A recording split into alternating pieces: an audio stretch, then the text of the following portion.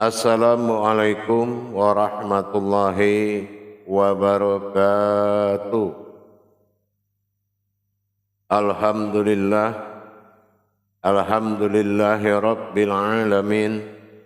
Assalatu wassalamu ala asrafil anbiya'i wal mursalin Sayyidina wa maulana Muhammadin. Ashhadu an la ilaha illallah wa ashhadu anna Muhammadar Rasulullah. Allahumma salli ala Sayyidina Muhammadun musabihil wal ikram ya wal jalila wal ikram wa tahirin wal mujahidina amma ba'du ibadallah. Bersyukur kita kepada Allah dengan mengucapkan alhamdulillahi rabbil alamin atas segala limpahan karunia rahmah dan hidayahnya, serta dengan izinnya juga kita dapat menjalankan amanahnya, beramal dan beribadah. Bersalam kita tidak akan pernah kita lupakan. Marilah sama-sama kita sampaikan kepada junjungan kita Nabi Allah, Nabiul Akhirul Zaman, Rasulullah Muhammad sallallahu alaihi wasallam. Atasnya kalimahnya kita kalamkan dengan membacakan Allahumma sholli ala Sayyidina Muhammad wa ala alihi Sayyidina Muhammad. Alhamdulillah bertemu lagi dengan saya Guru Mursyid Syekh Nur Muhammad Buya Irwan Maulana Al-Khalidi Sumatera Barat dalam rangka meningkatkan iman dan takwa kita kepada Allah, tentunya dengan kita melaksanakan thalabul ilmi. InsyaAllah dalam tayangan YouTube Buya Pasaman Timur dalam makom Majelis Dzikir Marifatullah, kita akan berbagi wawasan dan ilmu pengetahuan yang mana kemuliaan itu adalah bagi manusia yang diridhoi dan dicintai oleh Allah adalah memiliki jiwa berbagi ilmu dan wawasan dalam rangka fastabiqul khairat, dan kita selalu menuju dan berlomba ke dalam kebaikan di jalan Allah. InsyaAllah dalam pertemuan waktu yang sangat kita muliakan ini, saya akan berbagi sedikit wawasan, yaitu tentang hakikat terhadap kedekatan diri kita kepada Allah. Salah satu hakikat muqarrabin yaitu dekat, rasa menyatu, bukan suatu hal yang mudah kita dapati kebersamaan dengan Allah itu. Mengingat Allah dan selalu dalam ingatan itu membedakan mengenai potensi tentang mengingat. Kalau kita selalu di dalam masa mahabbah kepada Allah, tentunya kita tidak lupa dalam kegiatan hidup 24 jam. Bagaimana kita menerapkan rasa kedekatan tersebut dengan Allah Subhanahu wa taala? Salah satunya adalah dengan kita menyadari bahwasannya panggilan terhadap nama kita, fungsi nama kita di muka bumi Allah ini. Kita diberi nama oleh orang tua, ada asma kita. Untuk apa sebetulnya hakikat nama itu diberikan? Padahal Allah telah mengatakan dalam salah satu riwayatnya, dalam sifat salabiyahnya mukhalifatuhu lil hawadis, Allah telah menjadikan kamu itu dalam berbeda. Harusnya tidak pakai nama karena sudah ada perbedaan, yaitu terutama perbedaan wajah. Tetapi ternyata Allah menyetujui ada asma zakat yang telah kita lakukan, yang mana nama kita dimiliki orang lain. Contoh dimiliki orang lain apa? Orang yang selalu memanggil nama kita. Artinya itu adalah salah satu pemberkahan. Apa hakikatnya? Prinsipnya sebuah nama yang disebut oleh orang lain menuju kita, itu adalah menuju sebuah makom persembunyian, yaitu makom batinnya Allah yang disebut diri. Asmaul Husna dimulai dengan nama, diakhiri dengan diriku. Kalau seandainya yang maju itu nama kita, mana akhir diri Allah itu? Mana diri yang memakai asmanya? Nah, ini yang hakikat dari maksud tujuan sebuah nama tadi. Ya. Kalau kita namanya umpamanya laki-laki Abdullah. Nah, berarti mana hakikat diri Abdullah? Nah, inilah yang dikatakan husna. Jadi dalam hal bermuqarabin, bermendekatkan dan menyatukan diri dengan Allah, salah satu dari ibadahnya adalah dengan menzakatkan nama diri kita kepada sesama agar menjadi makomnya husna Allah. Setiap nama itu butuh diri. Sekarang kalau namanya ada, dirinya mana? Kalau namanya Abdullah, dirinya mana? Namanya Amirullah, dirinya mana? Nah, inilah yang dikatakan ibadullah, beribadah kepada Allah. Nah, di sini kita memiliki sebuah solusi. Allah berikan suatu ilmu kepada kita, yaitu tentang bagaimana kita memperlihatkan hakikat sebuah diri bagi Allah, yaitu yang telah kita pelajari di surat Al-Fatihah, Fatihatun Nasun An'amta alaihim. Nah, bagaimana kita memperkenalkan, mendirikan sifat-sifat asma Allah pada diri kita dengan An'amta alaihim tadi. An adalah diri, am adalah yang terlihat. An adalah sifat diri batin yang am terlihat. Na adalah sifat sir atau hu pada aku. Berarti kita harus memperkenalkan hakikat diri ta'alaihim, diri Tuhan atau diri sifat bagi Allah dengan melalui asma. Dalam riwayat, dalam kandungan, ya Allah, seandainya di dunia nanti aku punya nama, aku dipanggil siapa ya Allah? Apa Allah bilang, siapapun yang kamu dapatkan nama, itu adalah namaku. Kenapa Allah katakan begitu? Karena ada husna. Nah, bagaimana mencocokkan nama keseharian ini dengan husna Allah yang ada dalam diri? Nah, inilah dengan sebutan kalam anna.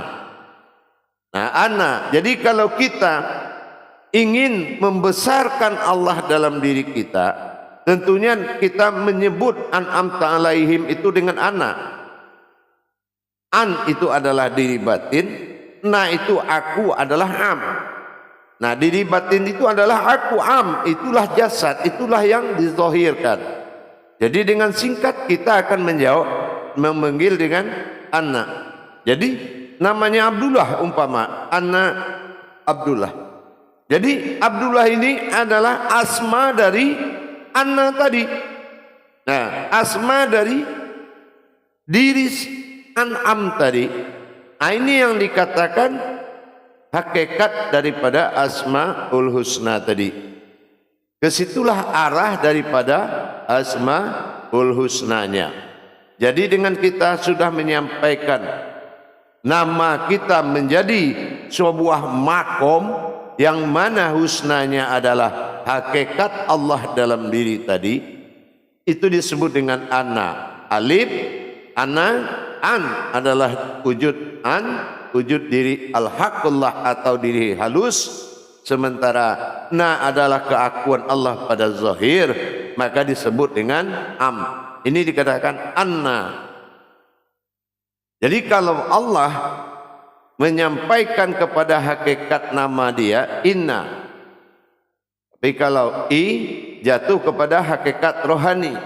A, alif markah A itu jatuh kepada anna. Alif markah I jatuh kepada yaitu izzatullah rohani. Itulah yang dinamakan an. Jadi A, I. Kenapa tidak ada U? Karena U adalah sir batin yang tidak ada asmanya. Tidak boleh diasma, tetapi dia adalah sebuah lahud atau sebuah sir. Jadi jamaah sekalian, dengan kita melakukan ibadah 24 jam kepada Allah, yaitu tersambungnya khiyat daripada asma Allah, menyembunyikan hakikat Allah, mendirikan diri sir na'an ta'alaihim, maka kita ta'alaihim ini kita memperlihatkan sesuai dengan kaji an'am atau siratal ladzina an'am, mentersiratkan diri tadi dengan nama. Nah, itu lebih cepat dan lebih menyatu dan menjiwa. Jadi secara tidak langsung kita sudah mengenalkan hakikat Allah pada diri kita. Lama-lama kelamaan kita merasa diri itu adalah hakikat mutlak bagi Allah. Jamaah yang dirahmati Allah rahimakumullah. Maka dalam kajian pemahaman asma Allah ibadah, dengan nama itu adalah ibadah, sekarang sudah terbukti mana ibadahnya sebuah nama. Inilah sebuah asma diri kita adalah menjadi pelindung dari husnanya anna tadi. Jadi kalau anna, kalau kita Abdullah, berarti kenalkan anna Abdullah. Abdullah itu adalah asma dari husnanya diri batin yang terlihat. Nah, inilah an'am. Jadi di sini kita akan mendapatkan kemudahan bagaimana kita selalu beribadah dengan menzakatkan nama kepada orang lain. Dengan menzakatkan seperti apa? Setiap nama kita itu kan yang makai orang lain. Ya, Abdullah bisa datang ke rumah enggak? Nah, kenapa? Ternyata nama Abdullah itu dipakai oleh orang yang membutuhkan. Nah, begitulah bagaimana kita ini selalu hablum minan nas wa hablum minallah. Kita selalu berbuat sesama manusia itu dengan dasar perbuatan kita menuju Allah. Nah, inilah salah satu kebesaran kesimpulan dari hakikat na'an ta'alaihim. Jadi bisa kita amalkan 24 jam. Kita bisa mengamalkan hakikat Allah 24 jam tadi. Bagaimana kita membesarkan Fatihatun nasun dalam diri tadi dengan berhubungan 24 jam sesama manusia. Inilah yang dikatakan ibadah sahdiyah. Ibadah tidak langsung. Ternyata sahadah adalah solat, sahdiyah amaliyah, yaitu di dunia dan akhirat. Jadi kalau kita sudah bisa menjalankan rasa kepada Allah, dengan kita selalu membesarkan Allah, dengan memperkenalkan Allah kepada semua makhluk, maka disinilah fungsi wasilah besarnya Allah yang dikatakan diri tadi mulai berfungsi untuk membesarkan, mengabarkan Allah kepada, menyerukan Allah kepada sekalian alam. Jamaah yang dirahmati Allah rahimakumullah. Insyaallah kalau kita selalu membesarkan Allah dengan menampilkan an'amnya Allah dengan anna dan menyembunyikan inna, maka asma betul ternyata dia adalah nama yang menuju diri. Tapi kalau kita punya nama tapi tidak menuju diri, itu bukan sebuah kemuliaan di mata Allah. bukan sebuah kemuliaan. Kemuliaan itu adalah nama yang menuju diri. Siapapun namamu di dunia ini, dan itu adalah namaku, kata Allah. Maka inilah yang dimaksud, yaitu Asmaul Husna. Inilah yang dikatakan dengan Asmaul Husna. Dimulai dengan namaku dan diakhiri dengan diriku. Kalau nama kita Abdullah, berarti diri kita harus husnanya Anna. Jadi An'am. Nah, jadi An'am ini adalah diri. Tidak ada diri lain diwujudkan oleh Allah. Fatihatun Nasun. Batin Allah adalah diri yang tersirat. Nah, inilah yang harus menjadi amalan selama 24 jam. Dikala kita mulai berbicara dengan siapapun di lingkungan alam ini. Jadi dengan keadaan apapun, dengan siapapun, maka besarkanlah Allah di dirimu. Dimanapun kamu berada, besarkan. Ini bukan bahasa Arab atau bahasa lain-lain. Ini adalah bahasa menuju hakikat. Mengakukan diri atas nama Allah harus ada dasar. Mengakukan diri Allah dengan asma Allah, dengan menyebut Ana, harus memiliki dasar hakikat. Wajib, karena Ana bukan bahasa Sunda, Padang, Jawa dan Madura, tetapi Ana adalah bahasa hakikat. Jadi kalau alif awal, nun di tengah-tengah, alif akhir. Inilah kehidupanku, adalah diriku. Disinilah dua alif bertemu dalam hayat. Hayat mempertemukan dua alif. Ana. Jadi jangan sembarangan kita memakai kalam ana. Bukan ucapan hanya sekedar muslim, tetapi ucapan yang wajib oleh setiap umat muslim. Asal menyampaikan sebuah rububiyah itu harus berdasarkan pandangan. Jadi kalau kita memakai kalam rububiyah atau kalam-kalamnya Allah, dan kita harus memiliki pandangan terhadap apa yang kita sampaikan. Para jemaah hadirin yang dirahmati Allah dimanapun berada, rahimakumullah. Kalau kita selalu lebih dalam dan selalu lebih meluaskan ilmu hakikat Allah pada diri, dan diri adalah hakikat Allah berwujud ilmu, maka tauhid adalah solusinya. Tauhid ini adalah meningkatkan keimanan diri. Apa keimanan diri? Inilah seperti kita mengembangkan hakikat pada sifat dohir. Dan itu bukan kecil nilainya, bukan sedikit nilainya. Tetapi kalau kita bisa membesarkan Allah lebih ke tingkat tauhid siriyah, mungkin Allah lebih mengangkat derajat dan memberikan hidayah dalam kehidupan kita. Para hadirin kaum muslimin dan muslimat rahimakumullah. Marilah kita selalu membasahi lisan kita ini dengan kalam-kalam Allah yang bermanfaat. Dan jadilah kita seorang umat yang bermanfaat buat umat yang lain. Karena tujuan Allah adalah amanahnya Rasulullah, umatin ya umatin. Jangan menjadi abid kamu dalam dunia ini dalam menghakikatkan Islam, tapi jadilah seorang yang alim.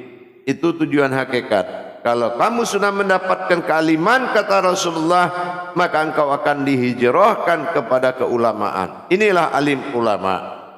Alif lam mim alim, mengenal lebih jauh hakikat Allah, Adam dan Muhammad pada diri adalah alim. Dan inilah yang menjabar kepada hidayahnya akidah. Akidah akan bercerita kepada akal, akal akan menjabarkan kepada akal, akal akan memberikan nikmat kepada sesama. Para hadirin dan jamaah yang dirahmati Allah, insya Allah dengan kita meningkatkan pemahaman diri kita kepada Allah, dengan kita selalu memberikan dan mencari ridho-ridho Allah di dalam ilmunya, insya Allah semakin diangkat derajat kerohanian kita. Karena apabila rohanimu memiliki kemampuan yang kecil, pengenalan yang sedikit kepada Allah, bukan rohani namanya. Rohani adalah ruhku, kata Allah, hayat dan diriku. Kalau dia memiliki pandangan yang banyak, pengalaman yang banyak, kodrat yang kuat, maka Allah akan menutupi janjinya dan memberikan pemahaman kepada kita. Tetapi kalau kemampuan rohani kita sangat kecil sekali, maka Allah tidak menjanjikan akan paham kita kepada apa yang kita hadapi. Al-Baqarah 269 cukup menjanjikan Allah akan memberikan pemahaman kepada orang yang dia ridhoi, Allah orang yang dia percayai. Hikmah, inilah hikmah memahami ini tidak bisa datang dari kita, semuanya datang dari Allah. Datang dari Allah untuk menuju kodratnya Allah. Jadi kita harus bisa meningkatkan iman tauhid kita dalam memperjalankan rohani kepada Allah. Inilah yang penting.